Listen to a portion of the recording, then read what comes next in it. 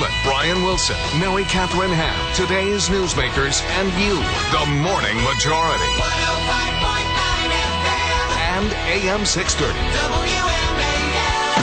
6:37, it's Brian and Brian this morning. Wilson and Neiman. Mary Catherine has the day off. Coming up later today on the Morning Majority, Jake Tapper, ABC senior White House correspondent, will join us at 8:06. We'll talk to former UN Ambassador John Bolton at 8:36. Lots of stuff going on with Afghanistan and that president's letter to Hamid Karzai yesterday causing a lot of controversy. So we'll get into that with John Bolton at 8:36 this morning. Brian Murphy joins us now, former Republican gubernatorial candidate, now rising media star. So it's Brian, and Brian. That's right. Except two of us spell it correctly. You and Murphy. That's right. Yeah. I spelled the right way, really, with a Y, because, I stand out a little bit more than you guys do. Good morning, Brian. Good morning, guys. How are you? I'm doing well. You see, we can read Brian in the print. You see him on the television every once in a while now, and he now has a new website called The Daily Fullback. Where the hell did you come up with that name, The Daily Fullback, by the way? Well, during my campaign for governor, we, Dan Bongino, who I'm now chairing his campaign for U.S. Senate, I know you've had Dan on a few times, right. He gave me the nickname Fullback. He was in the Secret Service, and he said for a couple things. One, he's in the world of everyone has a nickname, kind of a handle. And right. He said in the motorcade, there's no fullback. There's a halfback, a quarterback in the president's motorcade.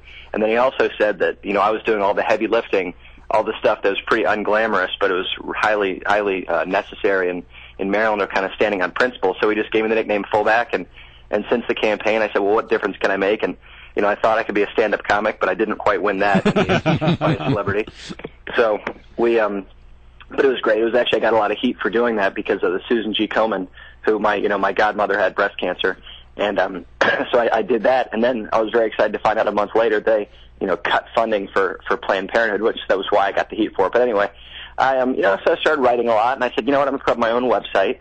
I'm going to put up my own ideas, and content is king, and so far we've had a pretty good reaction. All right, check it out, the Daily Fullback. All right, I know you're a young guy, but you've had several different careers, including you worked in the energy business. I know you didn't get into oil when you were working there, but did you read or see what the president said yesterday? And before we get into Maryland politics, the president gave this energy speech yesterday. We've been taking calls on it, where he said that there are no quick fixes to the price of gasoline being so high. Quick is a relative term. If he'd made the right choice when he was inaugurated, there would be fixes today. But he's right. You can't snap your fingers. But I will tell you that if we opened up more drilling, issued more permits, if we even in Maryland had more fracking for natural gas, which I do think is the fuel of the future, if we got off this nonsense of emissions are causing global warming, and we allowed more coal, not even exponentially more, but just growing at an appropriate rate, we have more coal than the world has oil. There are quick fixes, but the problem is he didn't prepare very well 3 years ago, and now he's kind of throwing up his hands. It's kind of dishonest. Yeah. So, do you buy the argument that there's nothing that the president can do?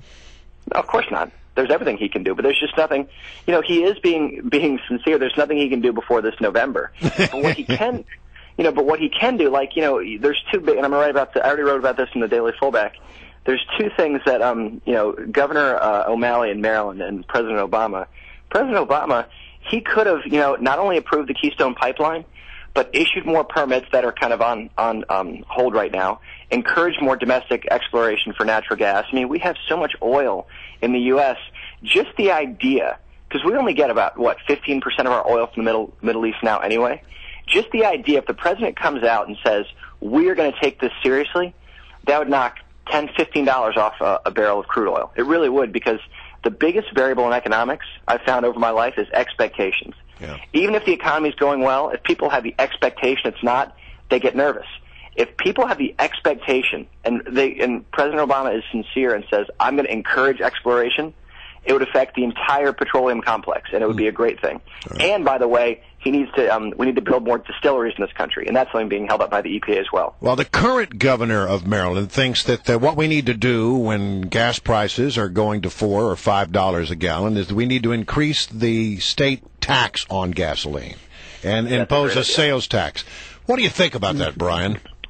Well, it's like, I get kind of tired of this annual tradition of raising taxes to keep up with our budget deficit.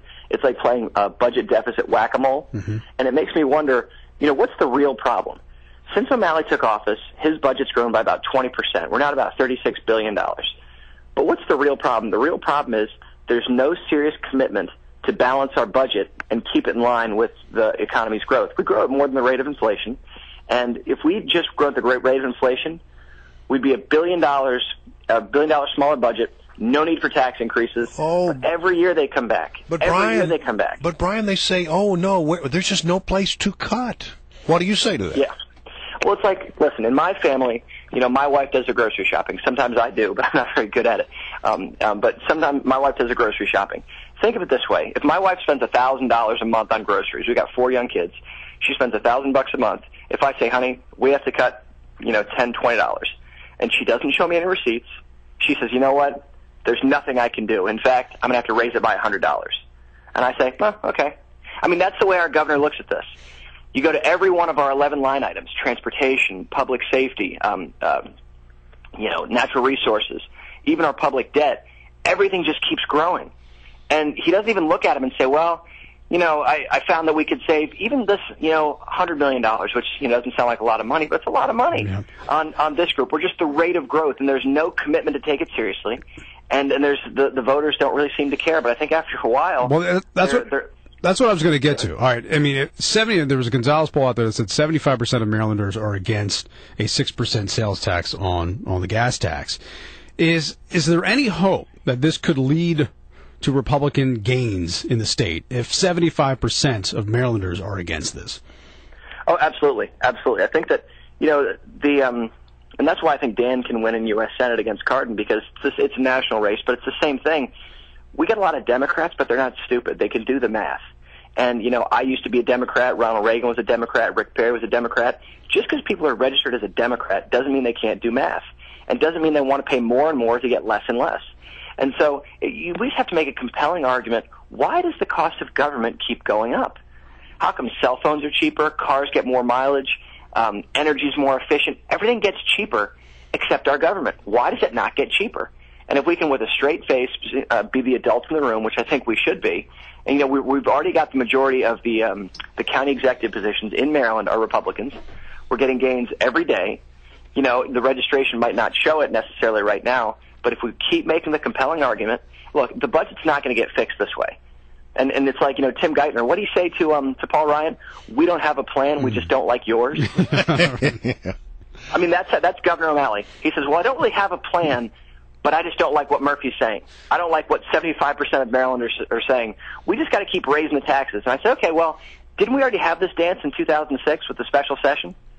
Didn't you already raise taxes last time and say this would fix it? Why you keep coming back? But they keep getting reelected. I mean, that's what my concern is, that it'll never change in Maryland, because that's what this state is. But we're out of time. Hey, it's great to have you on, man. Hey, Brian. Appreciate it. Hey, guys. Thanks a lot. Good luck with the website. Have a great